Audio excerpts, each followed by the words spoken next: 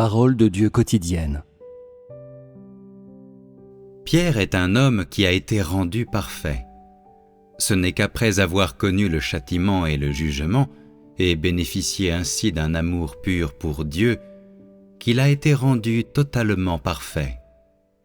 Le chemin qu'il avait emprunté était le chemin pour être rendu parfait. Ce qui veut dire que, dès le début, le chemin que Pierre avait emprunté était le bon, et la motivation qu'il avait pour croire en Dieu était la bonne, et par conséquent, il a été rendu parfait, et il a foulé un nouveau chemin sur lequel l'homme n'avait jamais marché auparavant. Cependant, le chemin que Paul avait emprunté depuis le début était le chemin de l'opposition à Christ, et c'est seulement parce que le Saint-Esprit a voulu l'utiliser et mettre à profit ses dons et tous ses mérites pour son œuvre qu'il a travaillé pour Christ pendant plusieurs décennies. Paul est simplement quelqu'un qui était utilisé par le Saint-Esprit et il n'était pas utilisé parce que Jésus avait favorablement apprécié son humanité, mais pour ses dons. Il a pu travailler pour Jésus parce qu'il avait été frappé, non pas parce qu'il était content de le faire. Il a pu accomplir ce travail grâce à l'éclairage et au conseil du Saint-Esprit, et le travail qu'il a réalisé ne représentait aucunement sa quête ou son humanité. Le travail de Paul représentait le travail d'un serviteur, ce qui veut dire qu'il a fait le travail d'un apôtre. Pierre, cependant, était différent. Il a également fait du travail. Celui-ci n'était pas aussi grand que le travail de Paul, mais il a travaillé tout en cherchant sa propre entrée, et son travail était différent du travail de Paul. Le travail de Pierre était l'accomplissement du devoir d'une créature de Dieu. Il n'a pas pris le rôle d'un apôtre dans son travail, mais il a cherché à aimer Dieu. Le parcours du travail de Paul renfermait également sa quête personnelle. Sa quête ne visait rien d'autre que ses espérances pour l'avenir et son désir pour une bonne destination. Il n'a pas accepté l'épurement au cours de son travail, de même qu'il n'a pas accepté l'émondage et le traitement. Il croyait que tant que le travail qu'il faisait satisfaisait le désir de Dieu et que tout ce qu'il faisait était agréable à Dieu, alors il aurait finalement droit à une récompense. Son travail n'était fondé sur aucune expérience personnelle. Tout était pour son propre bien et il ne s'inscrivait pas dans le cadre de la recherche du changement. Tout dans son travail était transaction. Il ne comportait aucun devoir ou soumission propre à une créature de Dieu. Pendant qu'il accomplissait son travail, il ne s'est opéré aucun changement dans l'ancien tempérament de Paul.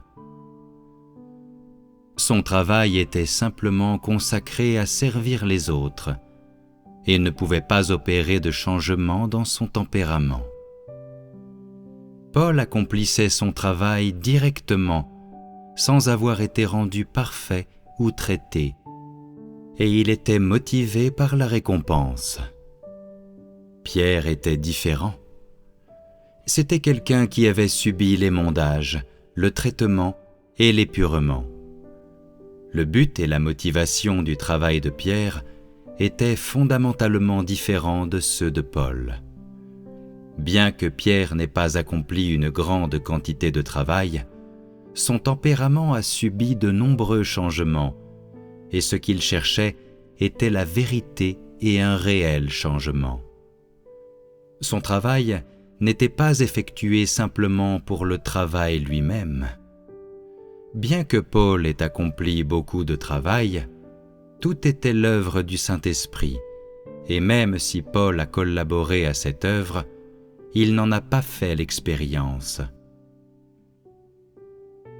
Que Pierre ait accompli beaucoup moins de travail s'explique seulement par le fait que le Saint-Esprit n'a pas beaucoup œuvré en lui.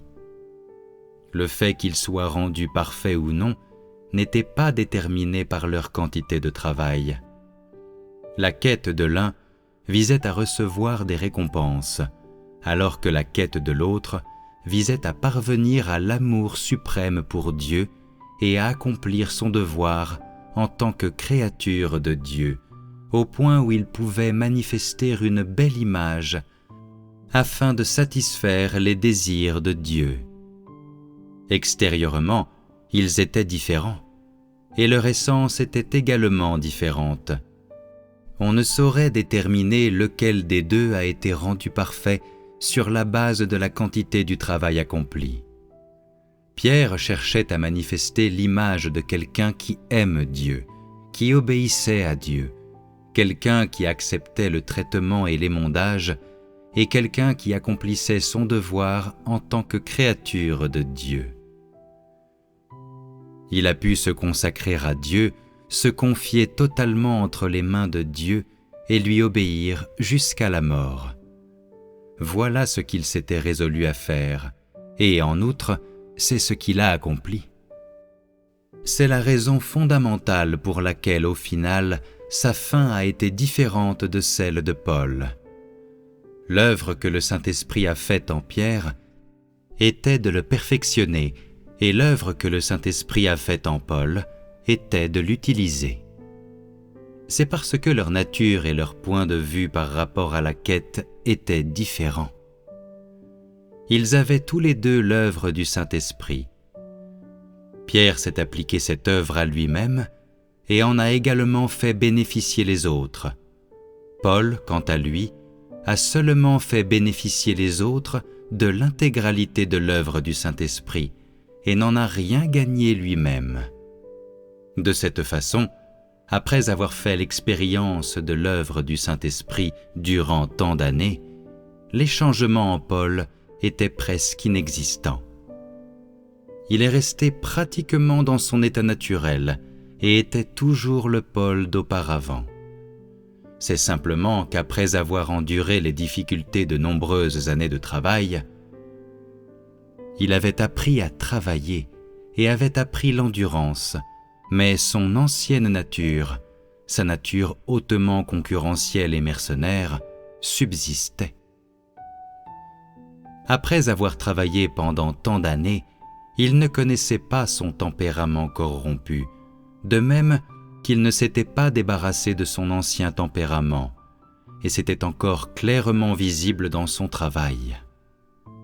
En lui, il y avait simplement plus d'expérience de travail, mais une si petite expérience seule ne pouvait pas le changer, et ne pouvait pas non plus changer les points de vue qu'il avait sur l'existence ou l'importance de sa quête. Bien qu'il ait travaillé pour Christ durant de nombreuses années et qu'il n'ait plus jamais persécuté le Seigneur Jésus, dans son cœur, sa connaissance de Dieu n'avait pas changé. Cela signifie qu'il ne travaillait pas dans le but de se consacrer à Dieu, mais était plutôt contraint de travailler pour sa destination future. Car au début, il a persécuté Christ et ne s'est pas soumis à Christ. C'était en soi un rebelle qui s'opposait délibérément à Christ, et quelqu'un qui n'avait aucune connaissance de l'œuvre du Saint-Esprit. Alors que son travail était presque terminé, il ne savait toujours rien de l'œuvre du Saint-Esprit et agissait simplement de son propre gré, en vertu de son propre caractère, sans prêter la moindre attention à la volonté du Saint-Esprit. Et sa nature était donc hostile à Christ et n'obéissait pas à la vérité. Une telle personne qui avait été abandonnée par l'œuvre du Saint-Esprit, qui ne connaissait pas l'œuvre du Saint-Esprit et qui s'opposait aussi à Christ, comment une telle personne pouvait-elle être sauvée ? Que l'homme puisse être sauvé ou non ne dépend pas de la quantité du travail qu'il fait ou de sa dévotion, mais reste plutôt déterminé par le fait qu'il connaisse ou non l'œuvre du Saint-Esprit, qu'il puisse mettre la vérité en pratique ou non, et qu'il puisse rendre ses points de vue sur la quête conformes à la vérité ou non.